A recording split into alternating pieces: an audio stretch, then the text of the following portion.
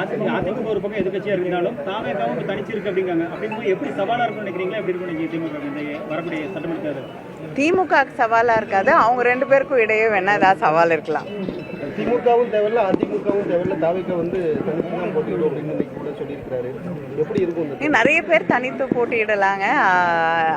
ஒவ்வொருத்தரும் வந்து அவங்களுடைய தனிப்பட்ட முடிவு அது. All the best.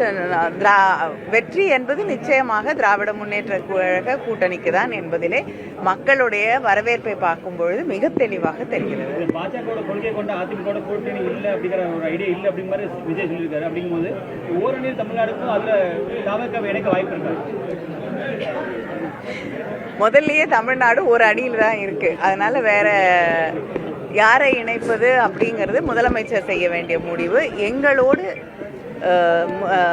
நம்முடைய முதலமைச்சரை ஏற்றுக்கொண்டு வரக்கூடிய யாராக இருந்தாலும் நம்மோடு இணைந்து பணியாற்றும். இல்ல, அதிமுகவை கபலீகரம் பண்ண முடியாது அப்படின்னு சொல்லி எடப்பாடி பழனிசாமி சொல்லியிருக்காரு. அது திமுகவுக்கு சொல்லியிருக்கிறாரா இல்ல பாஜகவுக்கு சொல்லி? இல்லைங்க, அவங்க பக்கத்திலே இருக்கவங்களுக்கு அவர் வந்து ஒரு எச்சரிக்கையோடு இருக்க வேண்டும் என்பதற்காக அவருக்கே சொல்லிட்டு இருப்பாரு. இல்ல, விஜய் வந்து பாஜகவோடு கூட்டணி சேருவார்னு எதிர்பார்த்தாங்க. ஆனா அவர் தெளிவா இன்னைக்கு சொல்லியிருக்கிறாரு. அவருடைய ஸ்டாண்டை எப்படி பாக்குறீங்க? பாஜக கூட எந்த காலத்திலும் மதவாத கொள்கையினுடைய கூட்டணி கிடையாதுங்கிற ஸ்டாண்டை தெளிவாக்கி இருக்கிறாரு.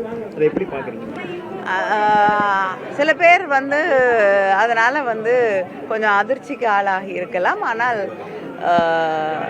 யார் எதிரிகள் அப்படிங்கிறத வந்து மக்களுடைய எதிரிகள் யார் என்பதை அவர்கள் தெளிவாக மக்கள் புரிந்து கொண்டிருக்கிறார்கள். விஜய் வந்து திமுகவையும் பாஜகவையும் ஒரே தட்டுல நேர்கோட்டில் வச்சு பாக்குறதா நினைக்கிறீங்களா? 2 பேர்த்தையும் தான் எதிர்க்கிறாரு. அதை ஒரே பாஜகவையும் திமுகவையும் ஒரே நேர்கோட்டில் வச்சு பாக்குறாரு. மக்கள் வந்து யாரை எப்படி பார்க்குறாங்கங்கிறது அங்கே முக்கியம். மக்கள் வந்து திராவிட முன்னேற்ற கழகத்தின் மீது, நம்முடைய முதலமைச்சர் மீது மிகப்பெரிய நம்பிக்கையோடு இருக்கிறார்கள். அதனால் தமிழ்நாட்டில் இருக்கக்கூடிய மக்கள் யாரை நம்பிக்கையோடு எதிர்கொள்கிறார்கள், யாருக்கு தேர்தலிலே வாக்களிப்பார்கள் அப்படிங்கிறது தான் முக்கியமே தவிர யாரை வேணாலும் எங்கே வேணாலும் வச்சுப்பாங்க.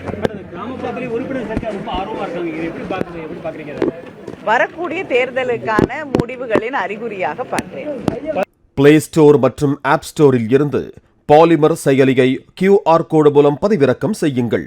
செய்திகளை உடனுக்குடன் பெறுங்கள்.